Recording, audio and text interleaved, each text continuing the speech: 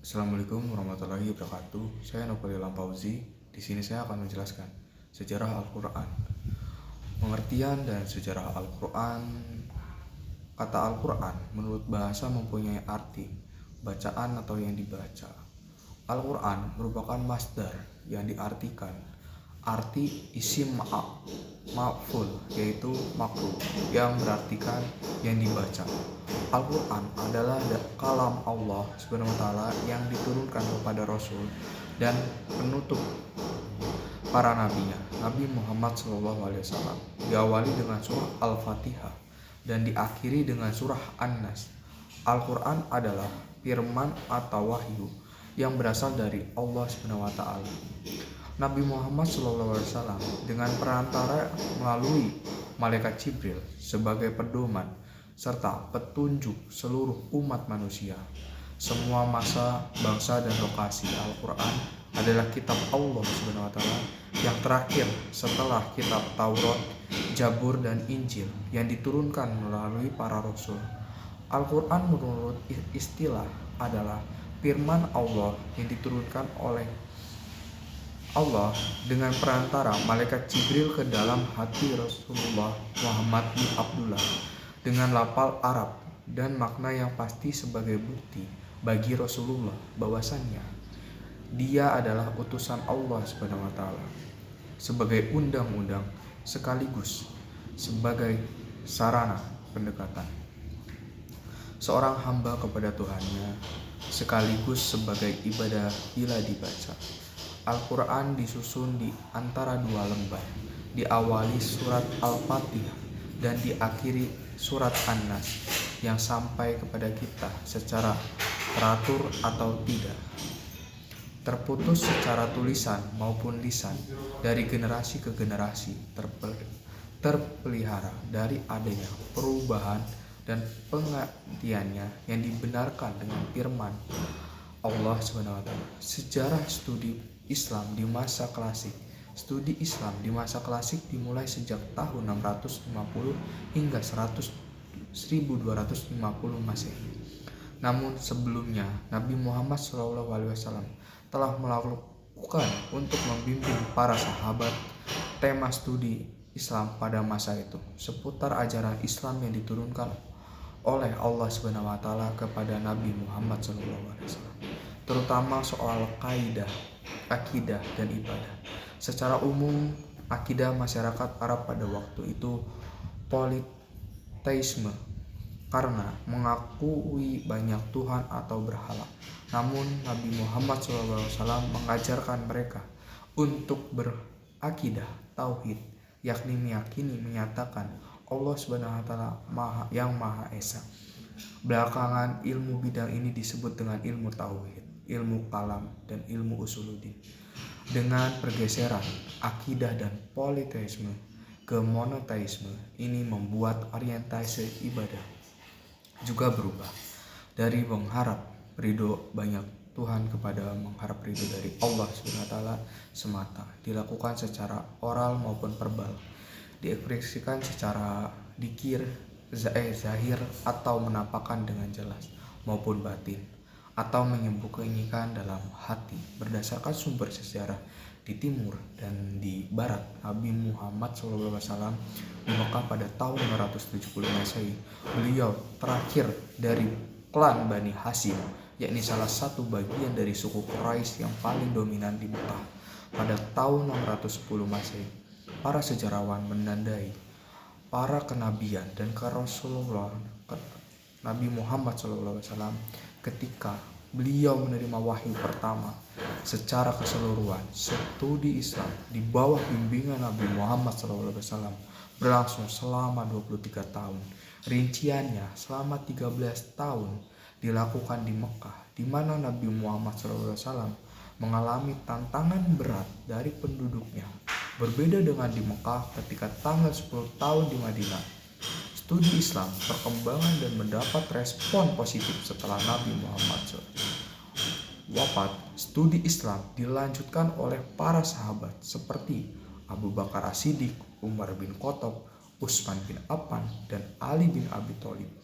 Pada masa inilah Al-Quran dikodifikasi, tepatnya pada masa Utsman bin Affan. Sejak saat itu, studi Islam bersumber dari Al-Quran yang dianggap paling otentik. Metode studi Islam pada masa Nabi Muhammad dan para sahabat adalah metode bayani atau ijtihadi. Metode ini bersifat menjelaskan atau menerangkan misalnya ayat Al-Quran, yang satu dijelaskan dengan ayat Al-Quran, terus yang lain terkadang juga dijelaskan oleh Nabi Muhammad SAW sendirinya, yang kemudian dikenal dengan Al-Hadis. Pada masa kekhalifahan Umayyah dan Abbasiyah, metode studi Islam berkembang dari metode bayani ke metode burhani, irfani, dan jadali. Bahkan dalam rumpun ilmu pengetahuan alam di dunia Islam pada klasik berkembang juga metode ijbari. Metode burhani adalah cara memperoleh ilmu pengetahuan dengan melakukan observasi. Sedangkan metode irfani adalah cara memperoleh ilmu pengetahuan dengan pengamatan intuisi melalui proses mujahadah dan riyadah. Berbeda dengan metode burhani dan metode irfani, yakni metode jadali atau filsafat. Dalam metode ini ilmu pengetahuan diperoleh dengan berpikir secara mendalam, sistematik, radikal, universal, dan spekulatif. Artinya pada masa Umayyah dan masa Abbasiyah, pendekatan studi Islam berkembang dari cara berpikir deduktif, normatif, metode Buyani, kepada cara berpikir induktif, empiris. Metode burhani dan ijbari studi Al-Quran misalnya didedikasikan untuk merespon realitas sosial dan politik yang akhirnya menimbulkan spesialisasi ilmu ashabun nuzul. Pendekatan dalam studi Al-Quran pada umumnya, seorang mufasir tidak hanya berpegang pada satu pendekatan saja ketika menafsirkan ayat-ayat Al-Quran, kecuali pendekatan mistis. Ketiga, pendekatan lainnya hampir terlalu terlibat dalam karya-karya tafsir klasik dengan proporsi yang beragam. Pemaparan tulisan ini berdasarkan pada tipologi yang dibuat oleh Abdullah Said yang membagi pendekatan tafsir Al-Quran klasik ke dalam 4 bentuk, dan ditambah satu pendekatan yang berkembang di era modern kontemporer, yaitu pendekatan kontekstual. 1. Pendekatan linguistik. Penggunaan pendekatan linguistik atau pembahasan memiliki alasan yang kuat, mengingat Al-Quran merupakan pesan-pesan Allah yang dikemas dalam media bahasa. Cara paling mendasar untuk memecahkan pesan-pesan tersebut adalah mencocokkannya dengan pengetahuan kebahasaan yang secara konvensional telah berlaku dalam kehidupan bangsa Arab. Tanpa bahasa Arab, tak ada yang dapat dipahami dari Al-Quran. 2. Pendekatan berbasis logika. Ketika suatu lafaz memiliki banyak alternatif makna, maka memahami pengertian suatu kata dalam rangkaian satu ayat tidak dapat dilepaskan dari konteks kata tersebut dengan keseluruhan kata-kata dari ayat tadi misalnya. Maksudnya adalah pemaknaan suatu ayat tidak ada sempurna jika tidak diikuti oleh makna ayat sebelum atau sesudahnya. Dengan demikian, terjadinya hubungan sebab akibat antara suatu ayat dengan ayat lainnya, baik sebelum maupun sesudahnya. Pendekatan logika kadang juga sering dihubungkan dengan kecenderungan untuk menghubungkan Al-Quran dengan ilmu pengetahuan, menjelaskan hal-hal gaib yang tidak bisa dinalar dengan cara tertentu, sehingga tidak bertentangan dengan sains modern. Muhammad Abduh misalnya memaknai batu-batu dari sijil yang dibawa oleh burung-burung ababil, flu sebagai mikrobia atau virus pembawa penyakit. Tiga, pendekatan berbasis tasawuf.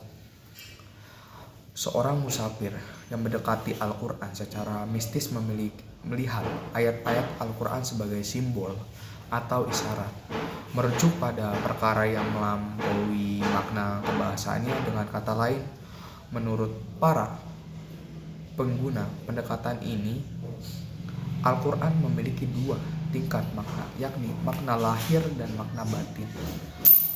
Makna lahir Al-Quran adalah makna kebahasaan yang dibahas oleh para mufasir pada umumnya, sedangkan makna batin adalah pesan tersembunyi di balik kata-kata. Makna ini hanya bisa diangkat melalui penyingkapan kasar yang dialami oleh mereka yang melakukan latihan mental sampai tingkat tertentu hingga Allah memberinya pengetahuan yang bersifat intuitif.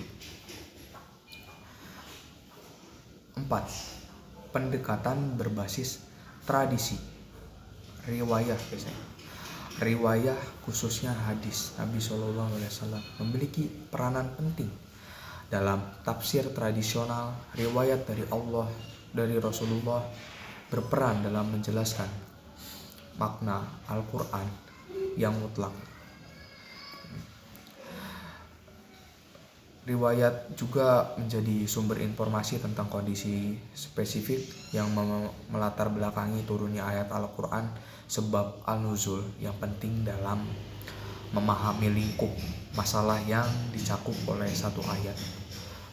Pengetahuan tentang ayat-ayat mansukh tak lepas pula dari peranan riwayat dalam penafsiran Al-Quran. Yang kelima, pendekatan kontekstual.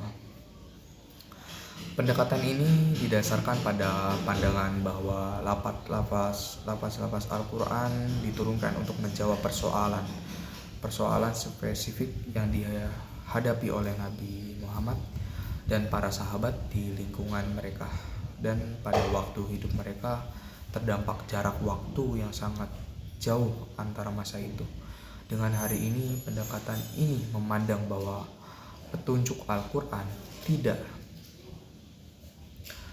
cukup hanya dicari di dalam teks, harus ada usaha untuk memahami konteks sejarah saat mana Al-Quran itu diturunkan, baik keadaan sosial, politik, ekonomi, budayanya, dan lahir sebagainya.